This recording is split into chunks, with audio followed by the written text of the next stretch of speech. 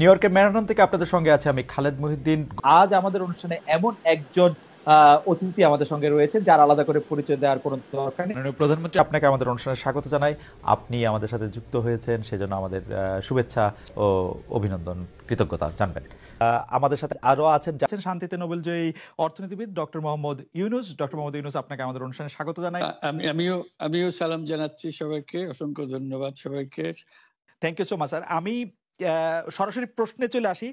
গণ অভ্যুত্থানের মুখে আপনার দেশ ছেড়ে পলায়ন, আওয়ামী লীগের নিষ্ক্রিয়তা এক ধরনের মানে আওয়ামী লীগ দেশের রাজনৈতিক প্রেক্ষাপট থেকে বাদ হয়ে গেছে। কেউ কেউ আমাদের মিডিয়ার ভাষায় কেউ কেউ বলছেন যে একটা -1 হয়ে গেছে। মূল্যায়ন আমরা একটু শুনতে চাই। যে চক্রান্তটা শুরু হয়েছিল সেই 2022 সাল থেকেই। কিছুতে আমাকে ক্ষমতায় থাকতে দেবে না। আর বাংলাদেশ যখন উন্নত হয়ে গেছে, যারা এই সুদখোর ইউনূসের তো বহুদিনের লালায়িত স্বপ্ন, আর তার মদতদাতা আজকে এটা প্রমাণিত। সেই ইউএসএইডের টাকা আর আমেরিকার মদত, পাকিস্তানি আইএসআই মদত, জঙ্গি, সন্ত্রাসী, খুনি এরা এবং গ্রেনেড হামলাকারী, বিডিআরে আমাদের সেনা সদস্যদের হত্যাকারী, এরাই হচ্ছে তার শক্তির আধার। তাদেরকে নিয়েই তার পথ চলা, যা আজকে প্রমাণিত সত্য। এবং আমি আরেকটি খবর আপনাদের দিতে চাই। দুর্নীতি দমন কমিশনে ইউনূসের বিরুদ্ধে কয়েকটি মামলা হয়েছে। আর শ্রমিকদের অর্থ আত্মসাতের জন্য শ্রমিকদের করা মামলায় শ্রমিক আদালতে ইউনূস কিন্তু সাজাপ্রাপ্ত আসামি। সে কিন্তু একটা কনভিক্টেড আসামি এবং সে চক্রান্ত করে, সন্ত্রাস করে, জঙ্গিবাদকে সহায় করে এবং অপপ্রচার চালিয়ে সে ক্ষমতাটা দখল করেছে। ক্ষমতা দখল করার সাথে সাথে কী করেছে সে? তার আগে থেকেও প্রচেষ্টা ছিল। ইউনূস সেন্টার নামে একটা জায়গা, আপনারা জানেন, গ্রামীণ ব্যাংকের একটা সম্পত্তি 11,000 স্কোয়ার ফিট বিনা পয়সা নিয়ে সেখানে তার ইউনূস সেন্টার। এবং এটা হচ্ছে একেবারে যত রকমের চক্রান্তের জায়গা। ইউনূস ক্ষমতায় যেয়ে কিন্তু নিজে ওই জায়গায় তার যে লোকরা বসা, তাদেরকে দিয়ে সারা বাংলাদেশে সার্ভে করার নামে লোক নিয়োগ দিয়েছে। ঢাকা জেলার জন্য 40 জন, আর তাছাড়া সারা বাংলাদেশের জন্য তার প্রায় 80 থেকে 100 জনের টিম। বিভিন্ন জেলায় জেলায় তাদের দায়িত্ব। যেখানে সিটি কর্পোরেশন বা পৌরসভা আছে সেই জায়গার জন্য বেশি করে লোক নিয়োগ, এবং ইউনিয়ন পর্যায় পর্যন্ত সে লোক নিয়োগ দিয়েছে। যাদেরকে সে টাকা দেয় তাদের হাতে মোবাইল ফোন, একদম স্মার্টফোন, তাদের হাতে কম্পিউটার এবং সমগ্র বাংলাদেশের সমস্ত তথ্য দিয়ে তারা পাঠায়।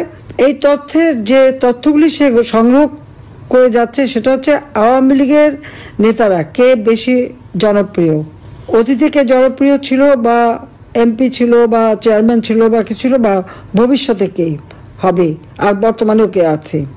এই সমস্ত তথ্যগুলি সংগ্রহ করা, বিত্তশালী সম্প্রদায় কাকে সমর্থন দেয়, আওয়ামী লীগকে দেয় না কাকে দেয়, তাদের তথ্য সংগ্রহ করা।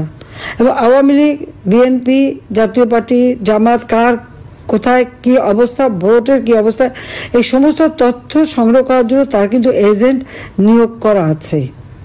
এছাড়া সে যে বিশাল গুন্ডা বাহিনী পালে, 1000 মোটর সাইকেল তাদেরকে দেওয়া হয়েছে এবং তাদের হাতে স্মার্টফোন এবং কয়েকটা মাদ্রাসা, কিছু ইউনিভার্সিটি, 35টা কলেজ ইউনিভার্সিটির কিছু ছেলে মেয়েকে সে টাকা দিয়ে পেলে পুষে রাখে এবং তাদেরকে দিয়ে যত অঘটনগুলি ঘটায়। এবং এটা যে তার একটা সেই মানে সূক্ষ্ম পরিকল্পনার ফসল, সেটা সে নিজেই বলে ফেলেছে বিল ক্লিন্টনের অনুষ্ঠানে।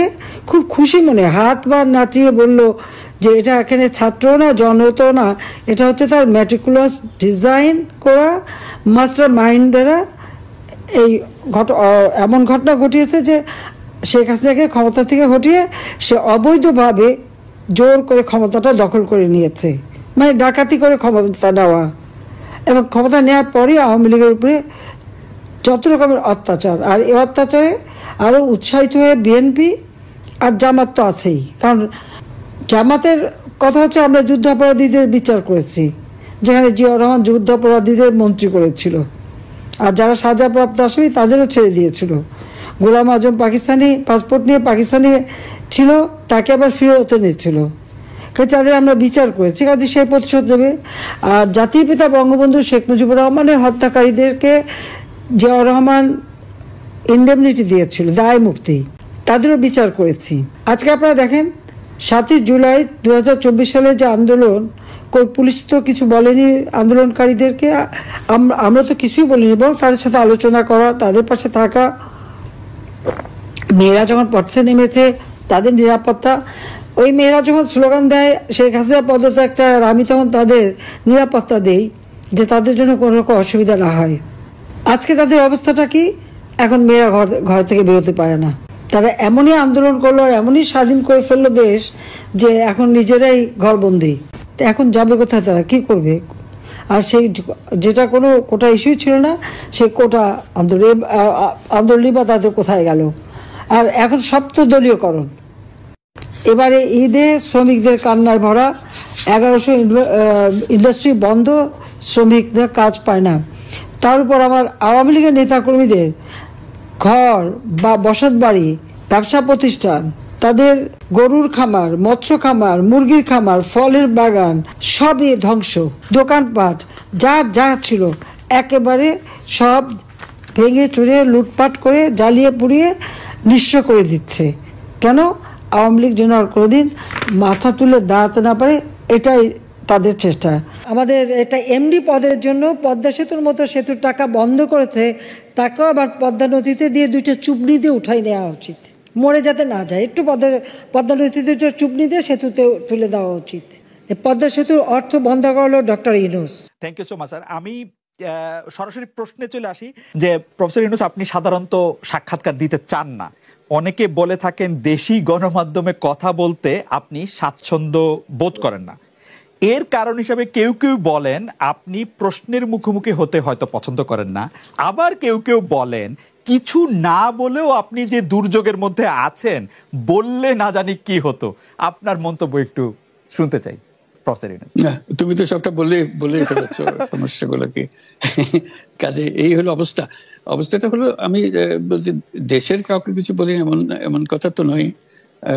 বাইরে বিদেশেও যে সবাইকে যে সাদরে নিয়ে আসি তাও না, তাদেরকে অনেক শর্ত দিই আমার এই কথাগুলো ছাপানোর আগে আমাকে বলতে হবে, যাতে আবার এমন কোনো কথা শব্দ এমন থেকে না যে আমি আর বিপদের সম্মুখীন হবো। আমি শুধু বিপদ থেকে দূরে থাকার জন্য এটা করছি, কারণ আমি চারদিকে বিপদের মধ্যে আছি। কাজে কথা না বলা, এটা একটা নিজেকে রক্ষা করার একটা সুবিধা আর কি, কত কম বলা যায় ততই হয়তো ঝামেলার থেকে বাঁচবো। সম্পূরক প্রশ্ন করতেই হয়, নিজেকে কতটা রক্ষা করতে পারলেন প্রফেসর ইউনূস? পারলাম না তো, এত তো খালি বাড়ছে, এখন তো বড় কঠিন অবস্থার মধ্যে পড়ে গেছি। আমাকে উনি পদ্মা নদীতে চুবানোর জন্য পরামর্শ দিয়েছেন, 2বার চুবাতে হবে, যেন আবার খেয়াল রাখবে যেন মরে না যায়। দূরত্ব বলে হালকা হয়ে যায় কথাটা, কারণ উনি পাবলিকলি যেভাবে করেন সেটা হলো বিরাট রকমের একটা আক্রমণ। এটা আমাকে আমার নাম ধরে তো উনি ডাকেন না, উনি বলেন রক্তচোষা, শুরু করেছে ঘুষখোর সুদখোর, এটা নিয়ে আমাকে বলতেন। এখন বলছে আমি মানুষের রক্ত চুষি।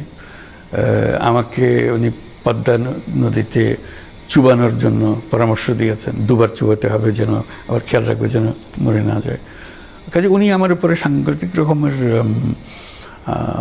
কি বলবো ক্ষোভ আমার উপরে। কেন ক্ষোভ তার আমার জানা নেই, আমি এমন কোনো কিছু করি নাই যিনি আমার উপরে ক্ষুব্ধ হতে পারেন, কোনো বিহেভিয়ার বা কোনো আচরণ এরকম কিছু করি নাই। কাজে এটার থেকে মুক্তি পাওয়ার আমি তো কোনো রাস্তা দেখছি না। একজন একতরফাভাবে একটা ভীষণ ক্ষোভের মধ্যে থাকবেন, কোন দিক থেকে এটা ক্ষয়ে গেল, হারিয়ে গেল, আমার দিক থেকে আমি জানি না। আমি কি অপরাধ করেছি, কিছু একটা নিশ্চয়ই করেছি যে কারণে উনি আমার উপরে এত ক্ষুব্ধ। সমস্যার পরিমাণ বাড়ছে, কমছে না।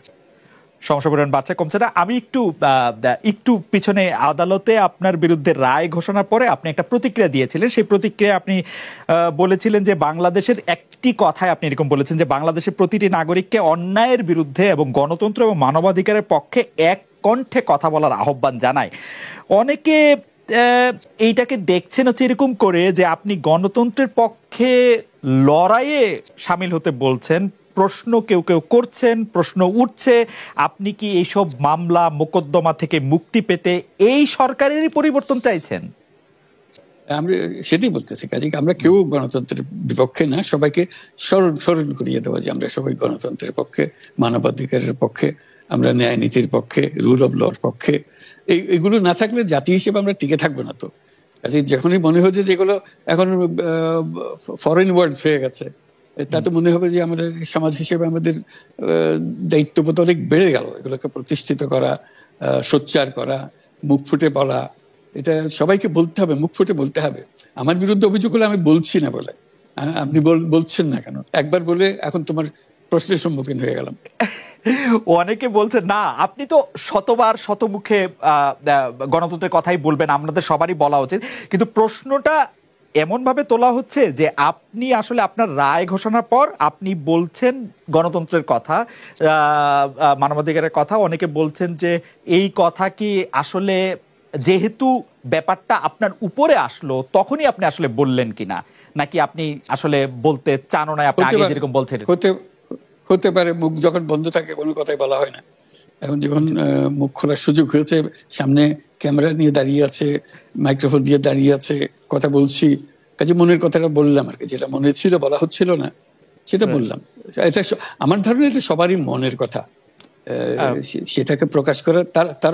তারাও চায় যে তারা বলুক, আমি বললে তাদেরও মনে সাহস আসে যে উনি বলছেন যখন আমরাও বলতে পারবো। প্রফেসর ইউনূস, আপনি যখন বলছেনই তখন আমি এই কথাটা কি একটু ইলাবোরেশন আপনার কাছ থেকে আশা করতে পারি, যে আপনি যখন বলছেন যে গণতন্ত্র মানবাধিকারের পক্ষে এক কণ্ঠে কথা বলার আহ্বান আপনি জানাচ্ছেন, আপনার কাছে কি মনে হচ্ছে যে গণতন্ত্র মানবাধিকারের পক্ষে এখন বহু পক্ষ বহু কণ্ঠ, এটা আসলে এক কণ্ঠে কেউ বলতে পারছে না বা সাহস পাচ্ছে না বা বলছে না, এরকম আপনার মনে হচ্ছে কিনা? আমার মনে হচ্ছে তাই, কারণ বলতে পারছে না তো, মুখ খুলে সব গণতন্ত্রের কথা বলতে পারছে না। যে সেটা বলা, এক বাক্যে বলা, পরিষ্কার কণ্ঠে বলা, এটা আমাদের সবার দায়িত্ব, তো জাতীয় দায়িত্বটা, যে না হলে গণতন্ত্র বলে কিছু থাকবে না আমাদের জন্য, আদৌ গণতন্ত্র বলে কিছু থাকবে না। একটা প্রশ্ন করি, যে আরো স্পেসিফিক ভাবে বললে প্রধানমন্ত্রী শেখ হাসিনা স্পষ্টতই আপনাকে অপছন্দ করেন, অনেক কিছুর জন্য আপনাকে দায়ী করেন, পদ্মা সেতু এবং এই সেই। এর কারণ কি বলে আপনি মনে করেন? আপনাকে কি তিনি তার প্রতিদ্বন্দ্বী মনে করেন, নাকি সত্যি তার কাছে এমন কোনো তথ্য রয়েছে যে আপনার বিশাল কোনো রাজনৈতিক অভিলাষ রয়েছে বলে তিনি আপনাকে অপছন্দ করছেন, না কি কারণে, আপনার কি মনে হয়? আমার মনে হয় উনি মনে করেন যে আমি দেশের সর্বোচ্চ ডাকু, সন্ত্রাসী, কিংবা আমি অপরাধী, আমি সেরা চোর, এই জাতীয় জিনিস মনে করেন। কাজে সেগুলো ব্যাখ্যা করেন উনি তার মুখে। উনি বলেন যে আমি সুদখোর, আমি ঘুষখোর, আমি সব এমন সব কটু শব্দ ব্যবহার করেন যাতে মনে হয় যে আমার সম্বন্ধে তার ধারণা খুবই খারাপ। কিন্তু এইটা তো এরকম ছিল না। আমরা দেখেছি যে 96 থেকে 2001 সাল পর্যন্ত নানাভাবে এই সরকারি বা আওয়ামী লীগ সরকারি আপনার সাথে, বা আপনি আওয়ামী লীগ সরকারের সাথে একসাথে কাজ করতে কোনো সমস্যা হয়নি। আপনি এইটার জায়গাটাকে একটু, ব্যাকগ্রাউন্ডটাকে আমাদের একটু বলা যাবে, যে আপনার কাছে কি মনে হয় কেন এই শত্রুতার বা কেন এই অপছন্দের বিষয়টা একটু সৃষ্টি হলো বা তৈরি হলো? যেই হোক, এটা আমার তরফ থেকে হয়নি। আমি তাকে যথাযথ শ্রদ্ধা করে নিয়ে গেছিলাম আমাদের মাইক্রোক্রেডিট সামিটে ওয়াশিংটন ডিসিতে, আমাদের প্রধান অতিথি করে নিয়ে গেছি, সবাই সম্মান করেছে। কারণ এই মাইক্রোক্রেডিটটা তখন পৃথিবীর সামনে আসছে, বড় আকারে আসছে, এবং এটা বাংলাদেশের অবদান হিসেবে সবাই স্বীকৃতি দিচ্ছে। ওয়াশিংটনে দুনিয়ার সেরা যারা সবাই উপস্থিত ছিলেন, তার মধ্যে আমরা ওনাকে নিয়ে গেছিলাম এই জন্য যে বাংলাদেশের পক্ষ থেকে এই গৌরবটা যেন তিনি আমাদের পক্ষ হয়ে গ্রহণ করেন। উনিও রাজি হয়েছেন, উনিও গেছেন, করেছেন। কাজে এটা স্বাভাবিকভাবে এই সম্পর্ক থেকে যাওয়ার কথা ছিল।